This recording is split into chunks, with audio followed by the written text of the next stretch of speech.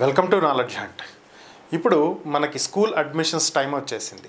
జనరల్గా ప్రతి పేరెంట్కి ఉండేటువంటి ఒక కామన్ డౌట్స్ ఎలా ఉంటాయి అంటే, మా కిడ్ని బాబు కావచ్చు పాప కావచ్చు ఎలాంటి స్కూల్స్లో జాయిన్ చేయాలి, లేదంటే ఎలాంటి సిలబస్ని చూస్ చేసుకోవాలి, ఏ సిలబస్ అయితే పిల్లలు చాలా ఈజీగా నేర్చుకోగలుగుతారు, ఇలాంటివి చాలా డౌట్స్ ఉంటాయి. అలానే పేరెంట్స్కి ఉండేటువంటి ఇంకొక కామన్గా ఉండేటువంటి అప్రోచ్ ఎలా ఉంటుంది అంటే, యాక్టివిటీ బేస్డ్ లెర్నింగ్ ఉందా, అప్లికేషన్ బేస్డ్ అప్రోచ్ ఉందా, రీసెర్చ్ బేస్డ్ స్టడీస్ ఉన్నాయా, tension free stress free education వస్తుందా, సో ఇట్లాంటి రకరకాల క్వశ్చన్స్ ఉంటాయి.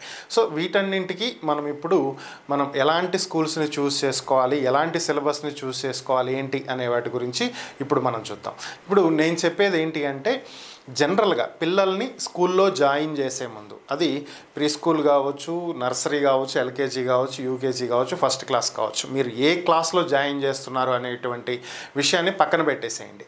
స్కూల్ని చూస్ చేసుకునే ముందు మనం చూడాల్సింది ఏంటి, ఇది ఇప్పుడు నేను మీకు చెప్పబోతున్నా. ఈ 10 పాయింట్లు కనుక మీరు గుర్తుపెట్టుకుంటే, ఈ 10 పాయింట్లు మీరు ఫాలో అయితే చాలా ఈజీగా మీ కిడ్కి బెస్ట్ అండ్ క్వాలిటీ ఎడ్యుకేషన్ అందించిన వాళ్ళు అవుతారు. మీరు ఈజీగా జడ్జ్ అని అనలేమనుకోండి, ఈజీగా మీరు స్కూల్ని చూస్ చేసుకోగలుగుతారు. ఎలాంటి సిలబస్, ఏ స్కూలు ఏంటి అనేది. అదే ఇప్పుడు మనం చూద్దాం. జనరల్గా స్కూల్ని చూస్ చేసుకోవాలనుకుంటే మనం పాటించాల్సింది ఏంటి, మనం అనుకున్నాం కదా 10 పాయింట్స్ అని. ఫస్ట్ పాయింట్ వచ్చేటప్పటికి చైల్డ్ అండర్స్టాండింగ్.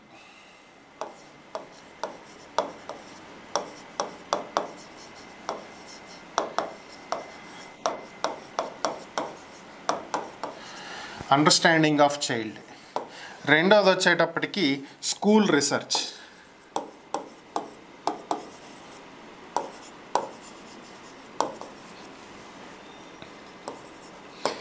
మూడోది వచ్చేటప్పటికి స్కూల్ కరికులం.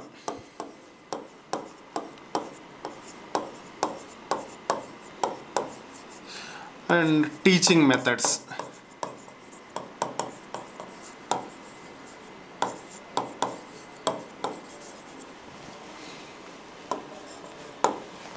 నాలుగోది వచ్చేటప్పటికి school infrastructure.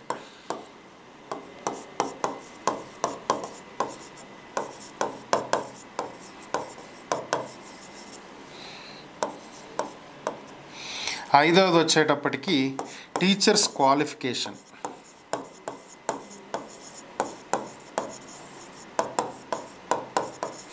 And teacher student ratio. ఇది కూడా మనకి చాలా ఇంపార్టెంట్, ఇది కూడా మనం చూసుకోవాలి. ఆరోది వచ్చేటప్పటికి ECA, extra curricular activities.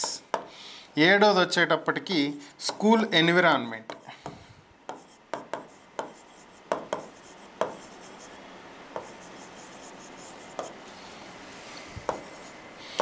Eighth one వచ్చేటప్పటికి ఎఫోర్డబిలిటీ ఆఫ్ ఫీజెస్.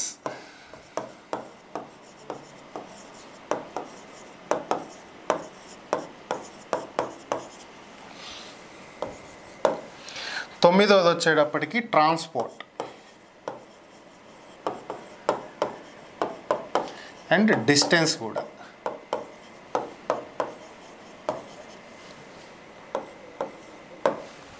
ఇక 10th వన్ వచ్చేటప్పటికి పేరెంట్ స్కూల్ కమ్యూనికేషన్.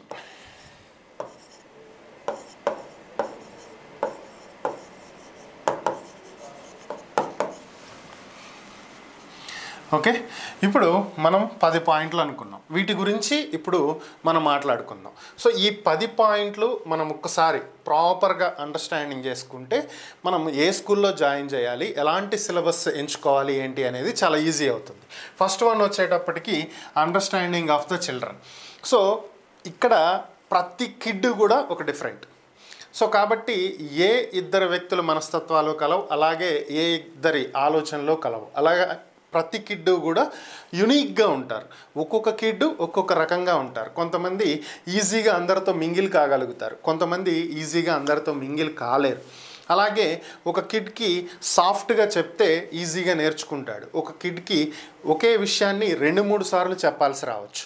అలాగే ఇంకొక కిడ్కి వచ్చేటప్పటికి కోప్పడి చెప్తే నేర్చుకుంటాడు, ఇంకొక కిడ్కి బతిమిలాడి బుజ్జగించి చెప్తే నేర్చుకుంటాడు. సో ఇలా ప్రతి కిడ్ కూడా డిఫరెంట్.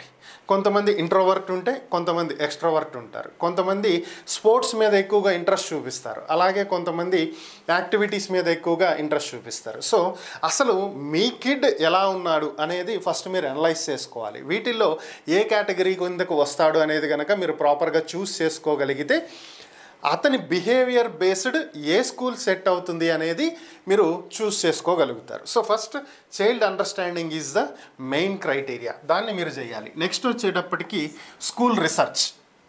స్కూల్స్ గురించి మీరు రీసెర్చ్ చేయాలి. రీసెర్చ్ అంటే ఓ పెద్ద టేబుల్ వేసుకుని ఏయో పెట్టుకుని పేపర్లు తిరగేసి ఇది కాదు నేను చెప్పేది. స్కూల్ గురించి రీసెర్చ్ చేయాలి అంటే ఫస్ట్ మీరు దృష్టిలో పెట్టుకోవాల్సింది ఏంటంటే, ఫస్ట్ కిడ్ పిల్లల్ని జాయిన్ చేస్తున్నారు కాబట్టి మెయిన్గా pre school, play school, nursery below join చేసే వాళ్ళు అయితే ఇంటికి వితిన్ 1 కిలోమీటర్ డిస్టెన్స్లో ఉండేవి చూస్ చేసుకోండి. ఇఫ్ పాసిబుల్ 1/2 కిలోమీటర్ డిస్టెన్స్ అయితే ఇంకా బెటర్. అలాంటి అవకాశం లేని వాళ్ళు మినిమం 1 కిలోమీటర్ డిస్టెన్స్లో ఉండేది స్కూల్ ఏదన్నా ఉంటే చూస్ చేసుకోవచ్చు. ఇక second, after nursery, Kinder garden, first class, ఈ మధ్యలో ఎవరైనా సరే స్కూల్ జాయిన్ చేయాలి అనుకుంటే ఫస్ట్ స్కూల్స్ గురించి తెలుసుకోండి. మీకు చుట్టుపక్కల ఉండేటువంటి స్కూల్స్ ఏ విధంగా ఉన్నాయి, ఆ స్కూల్స్కి ఆన్లైన్లో రేటింగ్స్ ఎలా ఉన్నాయి, స్కూల్ ఇన్ఫ్రాస్ట్రక్చర్స్ ఎలా ఉన్నాయి, ఏంటి, సోషల్ మీడియా ప్రొఫైల్స్ ఎలా ఉన్నాయి, వెబ్సైట్స్ ఉన్నాయా లేదా, యాప్ ఉందా లేదా, సో వాళ్ళు ఎలా మెయింటైన్ చేస్తున్నారు, ఆన్లైన్లో రేటింగ్స్ ఎలా ఉన్నాయి, గూగుల్లో రేటింగ్స్ ఎలా ఉన్నాయి. ఇప్పుడు అందరూ ఆన్లైన్ సెర్చ్ అనేది ఎక్కువైపోయింది కాబట్టి దాన్ని మీరు కూడా ప్రిఫర్ చేయండి, తప్పేం లేదు. అలాగే డైరెక్ట్గా స్కూల్కి వెళ్ళి కూడా మీరు ఎంక్వైరీ చేయండి. స్కూల్కి వెళ్ళి స్కూల్లో పరిస్థితులు ఏంటి, ఎలా ఉన్నాయి అనేది కూడా మీరు ఎంక్వైరీ చేసుకోండి. ఆ స్కూల్ గురించి మీకు తెలిసిన వాళ్ళు ఎవరినైనా అడిగి ఆ స్కూల్ గురించి మీకు ఏమైనా తెలుసా ఏంటి, ఇలాంటిది కూడా మీరు రీసెర్చ్ చేయండి. సో అది ఇంపార్టెంట్. ఇక థర్డ్ వన్ వచ్చేటప్పటికి school curriculum and teaching methods.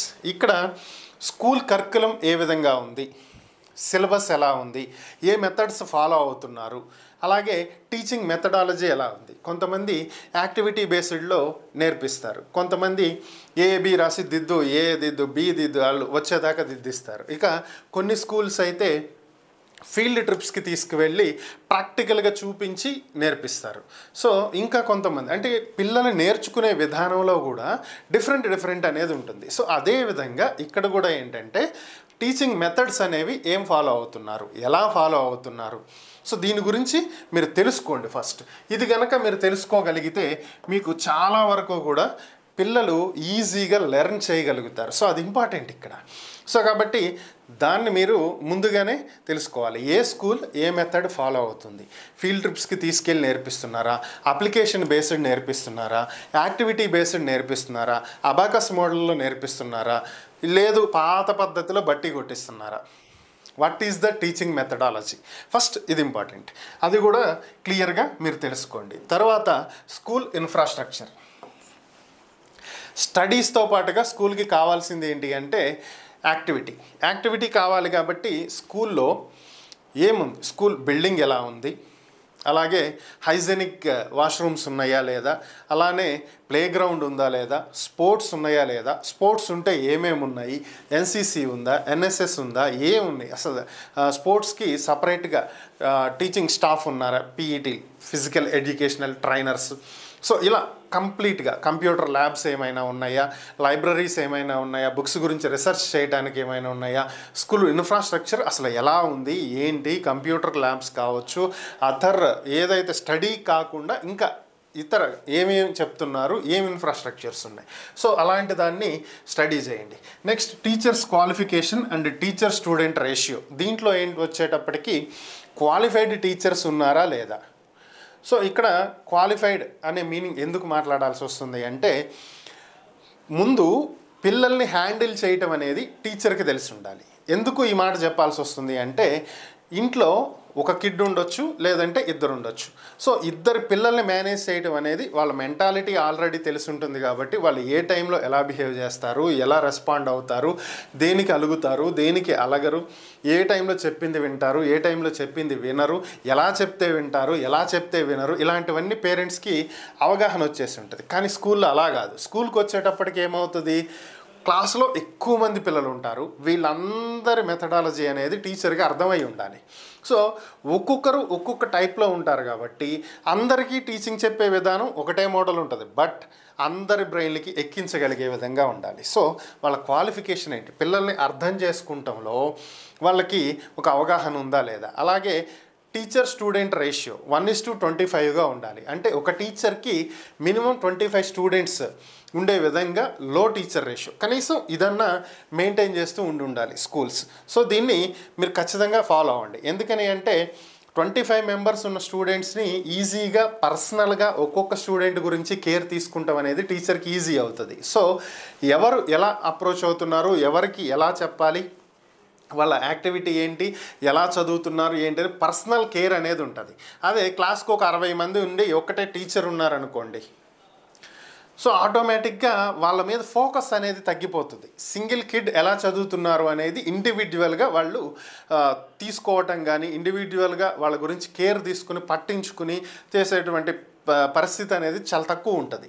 So తక్కువ స్టూడెంట్స్ ఉండాలి ఒక్కొక్క టీచర్కి. సో అందుకనే 1:25 అని చెప్తున్నాను. ఈ రేషియో చూడండి. Next, extra curricular activities. స్టడీతో పాటుగా స్కూల్స్ ఎక్స్ట్రా కరిక్యులర్ యాక్టివిటీస్ ఏం నేర్పిస్తున్నాయి? క్రికెట్, మ్యూజిక్, సింగింగ్, స్విమ్మింగ్, అలాగే మార్షల్ ఆర్ట్స్. సో ఇలా ఏం నేర్పిస్తున్నారు? సో అదర్ ఏం నేర్చుకుంటున్నారు పిల్లలు, దేనికి ఎక్కువ ప్రిఫరెన్స్ ఇస్తున్నారు? సో అదర్ ఏం నేర్పిస్తున్నారు, ఏంటి, ఏం నేర్చుకుంటున్నారు, ఏం నేర్పిస్తున్నారు? అది స్పోర్ట్స్ కావచ్చు, లేదంటే అదర్ స్పోర్ట్స్ కావచ్చు, యాక్టివిటీస్ కావచ్చు, లెర్నింగ్ కావచ్చు, లేదంటే డ్యాన్సింగ్ కావచ్చు, సింగింగ్ కావచ్చు, డ్రాయింగ్ కావచ్చు, ఆర్ట్ కావచ్చు, యాక్టింగ్ కావచ్చు, ఏదైనా కావచ్చు. అదర్ ఇంకేం నేర్చుకుంటున్నారు, పిల్లలకి దేంట్లో ఇంట్రెస్ట్ ఉంది? సో ఇది ఇంపార్టెంట్. సో అది కూడా ఉండేలాగా చూసుకోండి. Next, school environment. ఇది చాలా చాలా ఇంపార్టెంట్. ఎందుకని అంటే స్కూల్ ఎన్విరాన్మెంట్ అంటే ఇక్కడ మీకు అర్థం అవ్వాల్సింది ఏంటంటే పిల్లలు మోస్ట్ ఆఫ్ ద టైం స్కూల్లోనే ఉంటారు. నిజం, మీరు అవునన్నా కాదన్నా. మార్నింగ్ నుంచి ఈవినింగ్ వరకు, అంటే నైట్ అంతా ఇంటి దగ్గరే ఉంటారు కదా, అంటే వాళ్ళు ఇంటికి వచ్చిన తర్వాత స్పెండ్ చేసే టైం తక్కువ, నిద్రపోయే టైం ఎక్కువ ఉంటుంది. ఇంటికి వచ్చిన తర్వాత హోంవర్క్స్ చేసుకోవాలి, హోంవర్క్స్ అయిపోయిన తర్వాత డిన్నర్ కావచ్చు, what ever it May, snacks, sleeping. So మళ్ళీ ఉదయాన్నే హడావిడిగా రెడీ అవ్వటం, బ్యాగ్స్ తీసుకోవటం, స్కూల్కి పరిగెయటం.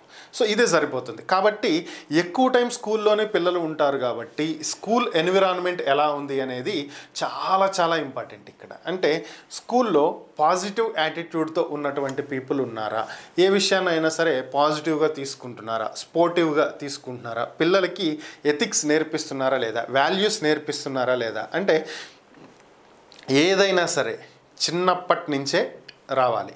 ఎదుటి వ్యక్తిని గౌరవించటం కావచ్చు, మన దగ్గర ఉన్న దాంట్లో ఒక వ్యక్తికి సహాయం చేయటం కావచ్చు, మనం ఎదుటి వ్యక్తి భావాలను అర్థం చేసుకోవటం కావచ్చు, ఎదుటి వ్యక్తి తనకు సంబంధించినటువంటి వాటికి మనం వాల్యూ ఇవ్వటం కావచ్చు, అతని ఉద్దేశాలకు, ఎదుటి వ్యక్తి ఉద్దేశాలకు కావచ్చు, లేదంటే అతని ఆలోచనలకు కావచ్చు, ఏదైనా కావచ్చు. సో ఇలాంటివన్నీ చిన్నప్పటి నుంచే నేర్చుకుంటారు. ఫ్రెండ్లీ నేచర్, పిల్లలతో ఫ్రెండ్లీగా ఉండటం కావచ్చు. సో ఇలాంటివన్నీ ఎనీథింగ్ అక్కడి నుంచే, స్కూల్ నుంచే ఇవన్నీ నేర్చుకుంటారు. స్కూల్ అంటే ఇవన్నీ టీచర్లే నేర్పిస్తారా అంటే కొన్ని టీచర్లు నేర్పించేది ఉంటే, కొన్ని తోటి ఫ్రెండ్స్ నేర్పించేవి ఉంటాయి. కాబట్టి సో ఇక్కడ ఎలాంటి ఎన్విరాన్మెంట్ ఉంది, పిల్లలు ఏదైనా సరే రాంగ్ ట్రాక్లో వెళ్తున్నప్పుడు దాన్ని గైడ్ చేయాల్సింది టీచర్సే అవుతారు. సో కాబట్టి ఇక్కడ ఎన్విరాన్మెంట్ ఎలా ఉంది అనేది, హెల్దీ ఎన్విరాన్మెంట్ ఉందా లేదా అనేది చెక్ చేసుకోండి. Next, affordable fees.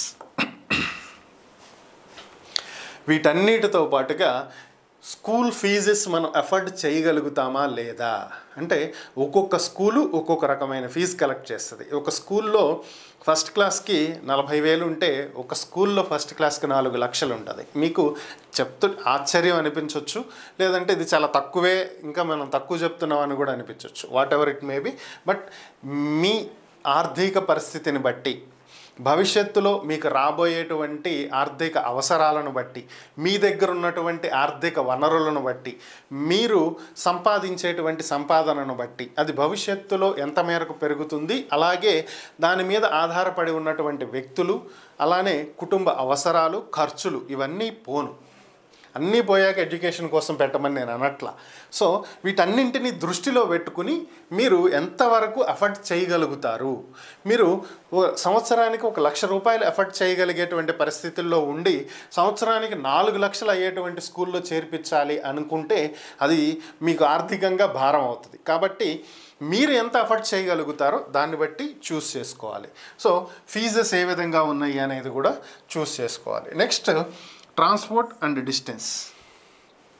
ఇప్పుడు ఏముంది, స్కూల్ బస్సెస్ ఉన్నాయి కదా, కొంచెం దూరం అయినా సరే అది మంచి స్కూల్ కదా దాంట్లోనే జాయిన్ చేద్దాము అంటే అది కూడా అన్ని సందర్భాల్లోనూ వర్కౌట్ కాదు. ప్రతి కిడ్కి అది సెట్ కాదు. కొంతమందిని పిల్లల్ని మనం మాన్యువల్గా తీసుకెళ్ళి మనమే దగ్గరుండి దింపాల్సిన పరిస్థితి ఉంటుంది. కొంతమంది పిల్లల్ని వాళ్ళే ఆటోల్లో కూడా వెళ్ళిపోయే పరిస్థితి ఉంటుంది. అలాగని ఆటోల్లో పంపడం కూడా అంత సేఫ్ ఏం కాదు. ఆటో డ్రైవర్ ఎంత సేఫ్గా డ్రైవ్ చేస్తున్నాడు ఏంటి, ఆ ఒక ఆటోలో ఎంతమంది పిల్లల్ని ఎక్కిస్తున్నారు, ఇవన్నీ కూడా చూసుకోవాలి. స్కూల్ బస్సులు అనుకోండి, ఖచ్చితంగా ఒక కేర్ టేకర్ ఉంటారు బస్కి, అలాగే లిమిటెడ్ సీట్స్, ఎక్స్ట్రా ఎవరిని ఎక్కించరు. సో ఇవన్నీ చూసుకోవాలి. అలాగే ఆ డిస్టెన్స్కి ఎంత ఛార్జ్ చేస్తున్నారు స్కూల్ వాళ్ళు, అది అఫోర్డబుల్ ఫీజా కాదా, ఇలా ప్రతిదీ కూడా మీరు చూసుకోవాలి. ఎంత డిస్టెన్స్ ఉంది, ఇంటి దగ్గర నుంచి ఎంత డిస్టెన్స్ ఉంది.